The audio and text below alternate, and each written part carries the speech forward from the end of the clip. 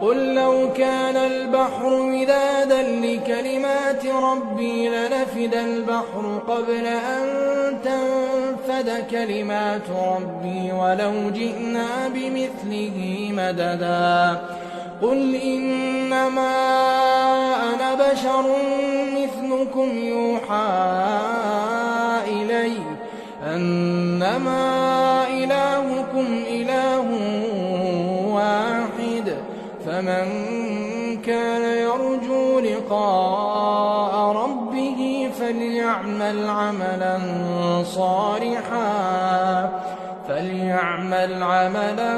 صالحا ولا يشرك بعبادة ربه أحدا.